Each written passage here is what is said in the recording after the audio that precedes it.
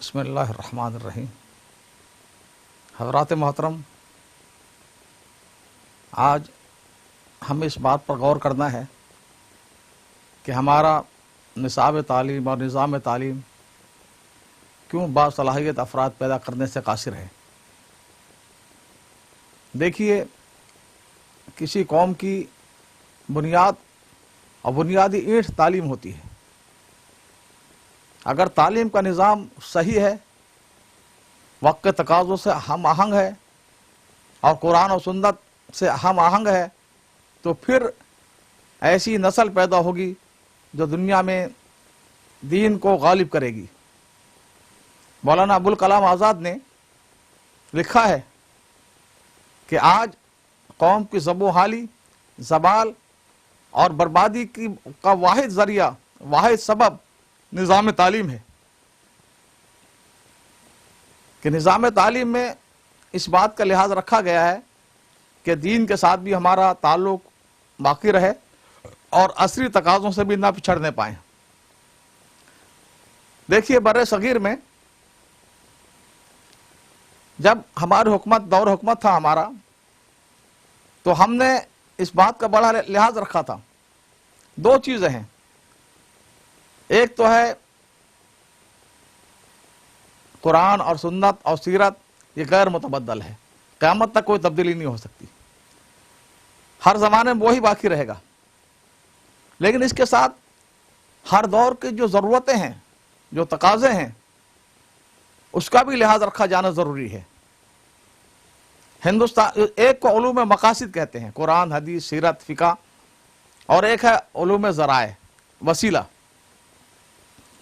علوم ذرائع اس لیے ہے تاکہ علماء عصر حاضر سے، زمانے کے تقاضوں سے کٹ نہ ہو جائیں، ہر دور کے پڑھے لکھے لوگوں سے ان کا رابطہ ہو، انہیں اپنی بات سمجھا سکیں، ان کے اندر میں کوئی جنریشن غائب نہ ہو جائے کہ یہ ان کی بات نہیں سمجھ رہا، ان کی بات نہیں سمجھ رہا۔ تو ہندوستان میں، بر صغیر میں، ہم لوگوں نے دو چیزوں کو وسائل کے ذریعے میں داخل کیا تھا۔ ایک فارسی زبان کو، فارسی زبان اسلامی زبان نہیں تھی، آتش پرست مجوسیوں کی زبان تھی۔ لیکن ہمارے جو حکمران تھے، جن علاقوں سے آئے تھے، افغانستان، فرغانہ، وسط ایشیا، ان کی زبان فارسی تھی، تو دفتری زبان بھی فارسی تھی، کام کاج کی زبان فارسی تھی۔ تو فارسی زبان کو ہم نے نصاب تعلیم، دین نصاب تعلیم میں سمو لیا تھا۔ اور دوسرا یونانی علوم۔ یونانی علوم اس دور کے عصری علوم تھے، جو ہمارے مغل بادشاہ ہوں یا اس سے پہلے کے لودھی ہوں، تو ہندوستان میں یونانی علوم رائج تھے سارے درباروں میں، درباری علوم۔ اب یونانی علوم اس لیے بھی حاصل کیے جاتے تھے کہ سرکاری مناصب پر ہم رہ سکیں، کیونکہ ایک تو دور خلفاء راشدین تھا، دور نبوت تھا، تمام شعبے، انتظامیہ ہو یا عدلیہ ہو یا عسکری شعبے ہوں، تمام شعبے میں علماء ہوتے تھے، قرآن و سنت کے جاننے والے ہوتے تھے۔ پھر ہم اس سے دور ہو گئے، لیکن ہمارے مسلم دور جب تک رہا، مسلم حکومت، تو نظام عدل ہے، کیونکہ فقہ حنفیہ تھا، عدالتی نظام اور حکومتی نظام بھی مسلمان تھے، اس لیے ہر مناصب پر اہل علم کو لیا جاتا تھا، تو یونانی علوم کو داخل کیا۔ لیکن جب دور بدلا، جب انگریز آ گیا، تو ایک تو زبان انگریزی آ گئی فارسی کی جگہ پر، اب دفتری زبان، سرکاری زبان، کام کاج کی زبان انگریزی ہو گئی۔ اور دوسرے یونانی علوم تخیلاتی علوم تھے، یونانی فلاسفر، ارسطو ہو، جالینوس ہو، افلاطون ہو، ان لوگوں کے خیالات تھے، یہ کوئی سائنسی بنیاد نہیں تھی، اس کی کوئی مشاہدات نہیں تھے، تجربات نہیں تھے۔ تو دنیا میں تخیلاتی علوم کی جگہ تجرباتی علوم آ گئے، سائنسی علوم آ گئے پوری دنیا میں، یہاں تک یونان میں 400 سال سے علوم منسوخ ہو گئے، یونانی علوم۔ یورپ میں بھی وہی علوم تھے، یونانی علوم، پورے یورپ میں، لیکن وہ سارے ختم ہو گئے، اس کی جگہ تجرباتی سائنس اور ٹیکنالوجی، یہ علوم آ گئے۔ تو ہمیں چاہیے تھا کہ ہم انگریز کو بحث زبان کے داخل کر لیتے تاکہ دنیا کے پڑھے لکھے لوگوں سے، تعلیم یافتہ لوگوں سے، دنیا کے علوم سے نہ کاٹ جاتے، اور ہم تجرباتی علوم کو بنیادی طور پر داخل کر لیتے، ابتدائی طور پر داخل کر لیتے. تو یہ ہم نے نہیں کیا. نتیجہ یہ ہے ہم زمانے سے کٹ ہو گئے. گزشتہ 150 سال میں دنیا نے سائنس، ٹیکنالوجی، علوم و فنون اور جو ترقی جن شعبوں میں کیا ہے، آج کے علماء اس سے نا واقف ہیں، نا بلد ہیں. ہم 1857 کے دور میں ہیں. تو یہ ہماری غلطی تھی اور ہمیں اس کی اصلاح کرنی چاہیے تھی. تو میں عرض کر رہا تھا کہ 2 حصے ہوتے ہیں نظام تعلیم کے. ایک مقاصد ہے، وہ تو ہمیشہ وہی رہیں گے، قرآن، حدیث، سیرت اور ان سے نکلنے والے فقہ. اور ایک ہے زمانے کے لوگوں کے ساتھ ہم اس طرح رابطے میں رہیں کہ اسلام کی دعوت بھی دے سکیں، اپنی بات سمجھا سکیں، ان کی بات سمجھ سکیں اور ان کے ذہنی اشکالات کو دور کر سکیں. یہ ہر دور میں ہوا ہے. آپ نصاب تعلیم کا جائزہ لیں، امام زہری کے وقت سے، عمر بن عبدالعزیز رحمۃ اللہ کے وقت سے، تو ہر دور میں اس کا لحاظ رکھا گیا. آج بھی اس کی ضرورت ہے. 2000 میں اسلام آباد میں نظام تعلیم کا ایک بہت اہم اجلاس ہوا تھا. انسٹیٹیوٹ آف اسلامک اسٹڈی نے کیا تھا. سارے ماہر تعلیم جمع تھے اس کا جائزہ لینے کے لیے. تو اس وقت میں جو رپورٹیں کام آئی تھی، سامنے آئی تھی، وہ ان رپورٹوں میں ایک یہ بتایا گیا تھا کہ پاکستان کی کیا صورتحال ہے. انہوں نے بتایا تھا کہ پاکستان میں اس وقت میں 17 سال پہلے تقریباً 6,500 دینی جامعات اور دارالعلوم تھے، جن میں تقریباً 20 لاکھ 20.5 لاکھ طلبہ و طالبات پڑھتے تھے. 1 لاکھ طالبات تھی، باقی طلبہ تھے. اور حکومت کی بے اعتنائی تھی، کیونکہ حکومت کا نظام ان لوگوں کے ہاتھ میں تھا جو انگریزی کے پروردہ تھے. تو بڑی مشکل سے تھوڑا سا فنڈ انہوں نے منظور کیا تو 1 لاکھ روپیہ. پھر 2000 تک بڑھتے بڑھتے 15 لاکھ ہو گئے تھے. فخر امام جو تھے اس وقت میں نظام تعلیم تھے، نظام تعلیم کے وزیر تعلیم تھے. تو انہوں نے اپنا افسران کو کہا کہ یہ جو 15 لاکھ کی امداد ہے یا 10 لاکھ کی امداد ہے، یہ ان مدارس کو دی جائے جو بہت بہترین معیار اور کوالٹی پیش کر سکیں. ایک افسر نے ان کو سمجھایا بھی کہ یہ اتنی کم مقدار ہے کہ اگر یہ 10 لاکھ روپئے پاکستان کے دینی مدارس کے جامعات کے طلبہ اور طالبات میں تقسیم کیے جائیں تو فی طالب علم میں 4 آنے 5 روپیہ آئے گا سالانہ. لیکن ان کا اصرار یہی تھا کہ نہیں، کوالٹی اور معیار کو دیکھ کر دی جائے. بنگلہ دیش کے کچھ اسکالر تشریف لائے تھے، انہوں نے وہاں کا پیش کیا. میرے لیے نئی بات تھی وہ. انہوں نے کہا بنگلہ دیش میں 28,000 جامعات ہیں، پاکستان میں 6,000، وہ 28,000، اور 6,500 دارالعلوم اور جامعات پبلک کے پیسوں سے چلتے ہیں پوری طرح پر، اور اتنے ہی تقریباً گورنمنٹ کی امداد سے چلتے ہیں. اور گورنمنٹ کی امداد مختلف مدوں میں ہوتے ہوئے 80-90% تک پہنچ جاتی ہے. اور بہت ساری مساجد میں ابتدائی تعلیم ہوتی ہے عربی 3-4 تک. تو اس سال 2000 میں بنگلہ دیش کی حکومت نے 5 ارب ٹکے یعنی 500 کروڑ روپئے مدارس کے لیے امداد مقرر کی تھی. یہاں پاکستان میں 10 لاکھ روپئے اور وہاں 500 کروڑ روپئے ٹکے وہاں کے. جب مجیب الرحمان صاحب آئے تو انہوں نے چاہا کہ مدارس کو بند کر دیا جائے، کیونکہ وہ سمجھتے تھے کہ یہ مدارس جو ہے بنگلہ قومیت کی بات نہیں کرتے، آفاقی اسلامی قومیت کی بات کرتے ہیں. اور دوسرا الزام مدارس پر یہ تھا کہ شاید یہ بنگلہ دیش کی جنگ میں یہ پاکستان کے ساتھ تھے. انہوں نے ایک اپنے لوگوں کمیٹی بنائی، اس نے بھی سفارش کر دیا مدرسہ کو بند کر دیا جائے. لیکن مجیب حکومت نے ایک اور کام کیا، ایک عام سروے کا اہتمام کیا.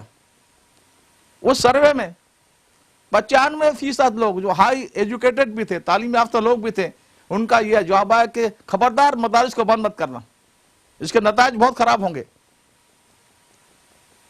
وہاں کے اپوزیشن لیڈر تھے بڑے مولانا عبدالحمید بھاشانی، عوامی لیڈر تھے. ایک بار مجیب الرحمان جا رہے تھے، راستے میں انہوں نے گاڑی رکوائی اور کہا مجیب الرحمان کو دیکھو تمہاری بہت سی باتیں میں برداشت کرتا رہا ہوں، ابھی بھی برداشت کر رہا ہوں، لیکن اگر تم نے مدارس پر ہاتھ ڈالا تو پھر میں خود تمہارے مقابلے پر میدان میں اتروں گا. تو بہرحال وہ کر نہیں سکے. تو یہ نظام تعلیم ترکی کے حوال بھی سامنے آئے کہ مصطفیٰ کمال صاحب نے، جو انہی کے برطانیہ، فرانس اور مغرب کے ایجنٹ تھے، دینی سارے مکاتب و مدارس کو بند کر دیا تھا. 35 سال تک سارے بند رہے، ایک الف با بھی نہیں پڑھایا جا سکا. اس کے بعد عدنان مندرس شہید کے دور میں انہوں نے ابتدائی اور ثانوی طور پر مکاتب میں اور مدارس، دینی مدارس کی اجازت دی 35 سال کے بعد. اور یہ جو مدرسے کھلے تو یہاں کے طلبہ سول میں بھی اور ملٹری میں بھی چلے گئے مختلف جگہوں پر. بعد میں سیکولر لوگوں نے پھر بند کرنا چاہا، لیکن یہ مدارس کو اجازت دی تھی، یہ اب تک کام کر چکا تھا اور صحیح لوگ پہنچ چکے تھے اپنی اپنی جگہوں پر، جس کے آج باہر ہم دیکھ رہے ہیں کہ آج پوری طرح اسلام کی طرف پورا ترکی نظام چلا گیا ہے. تو یہ نظام تعلیم دینی، اس میں بہت ضروری ہے وقت کی تقاضوں کا لحاظ رکھا جائے. اگر یہ نہیں رکھا گیا تو پھر دو دائرے الگ ہو جائیں گے، یہ دیندار اور دنیا دار ایک دوسرے کے لیے اجنبی بن جائیں گے، ایک دوسرے میں غلط فہمیاں پیدا ہوں گی، نہ ان کی بات یہ سمجھیں گے نہ ان کی بات وہ سمجھیں گے، جو آج ہمارے ہاں پر ہو رہا. اور بدقسمتی یہ بات ہے کہ ایسے لوگوں کو تو شعور آ رہا ہے، مثلا بریلوی حضرات ہیں، یہ بالکل ان کا نظام تعلیم کیا تھا، ایک دم 100 سال تک تقریباً آل حضرت کے بعد سے لے کر آل حضرت کے بارے میں کہا جاتا تھا یہ جہالوں کے پیر اور پیشوا ہیں، امام ہیں. اور یہ ایسے لوگ پیدا ہوتے تھے ختمہ درود والے، لیکن آج ان کو بھی پیر کرم شاہ رحمۃ اللہ علیہ، ان کے مدرسے میں انہوں نے بی اے تک داخلے کے لیے بی اے کی شرط ہے، اور نہیں بی اے پڑھا بی اے کرواتے تھے. اور بہت ساری یورپ کی اور مدینہ منورہ ازہر کی یونیورسٹی سے اپنی صنعت کو منظور کروایا تھا. طاہر القادری صاحب کے جو ادارے ہیں انہوں نے بھی عصری ضرورتوں کو داخل کیا تھا اس میں. یہاں تک کہ ہم نے دیکھا ساؤتھ افریقہ میں دیکھا یا انگلینڈ میں، یورپ میں، سب جگہ کہ جو طلبہ ان کے مدرسے کے ہیں وہ انگریزی میں بھی فائق ہیں، عربی بھی بولتے ہیں، عصری تقاضوں کو سمجھتے ہیں. تو ہر جگہ یہاں کی بہت ساری یونیورسٹیاں ان کی سندوں کو تسلیم کرتی ہیں. تو وہ لوگ جو بہت پیچھے تھے وہ بھی، لیکن ابھی تک ہم لوگ اس میں پیچھے ہیں. دیکھیے جب یونیورسٹیاں بین الاقوامی اسلامی یونیورسٹیاں قائم ہونی شروع ہوئی، مثلا ملیشیا میں قائم ہوئی تھی، اب میں نے دیکھا وہاں پر سلفی حضرات بھی ہیں، بریلوی حضرات بھی ہیں، سارے لوگ ہیں، جماعت اسلامی سب سے پیچھے دیوبندی. بنگلہ دیش کی چٹاگانگ یونیورسٹی میں بھی یہ حال دیکھا میں نے. تو معلوم ہے کہ علماء دیوبند پتہ نہیں وجہ کیا آج تک میرے سمجھ میں نہیں آئی. یہ تو وہ لوگ تھے سب سے زیادہ زمانے کا شعور رکھنے والے، حضرت شیخ الہند تک پورا عالم اسلام کی فکر کرنے والے. ساری دنیا مانتی ہے اس بات کو کہ حضرت شیخ الہند کی برکت سے نہ صرف بر صغیر آزاد ہوا بلکہ افریقی ممالک، عرب ممالک. آج تک میں بہت غور کرتا رہا کہ ہم پیچھے کیوں رہ گئے عصری شعور میں، لیکن آج تک میں سمجھ نہیں پایا. تو ضرورت ہے کہ ہم نظام تعلیم میں آج کی ضرورتوں کا بھی لحاظ رکھیں، تاکہ اب یہاں انگلینڈ میں ہم دیکھتے ہیں کہ وہ طبقہ جو عصری تعلیم حاصل کرتا ہے بالکل الگ ہے، دینی تعلیم بالکل الگ ہے. ہمارا علماء اور مشائخ کا ان سے کوئی رابطہ نہیں ہے. تو یہ رابطے کا کٹ ہو جانا یہ بربادی ہے، یہ ہلاکت ہے. ساری باطل قوتیں یہی چاہتی ہیں کہ علماء کا، مشائخ کا عوام سے تعلق کٹ ہو جائے. سمرقند تاشقند میں کیا ہوا؟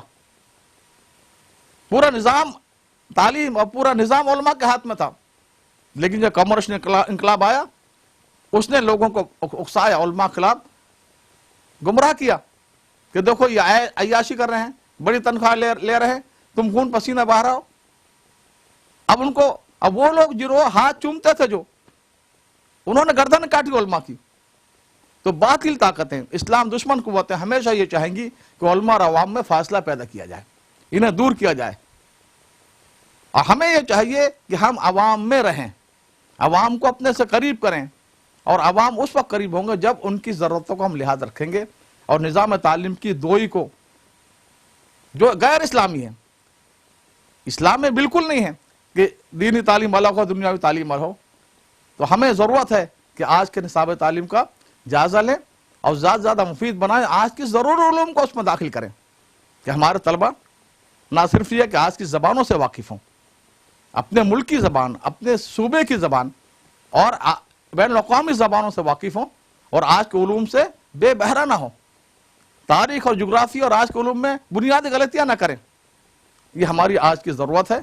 وما علینا الا البلاغ المبین۔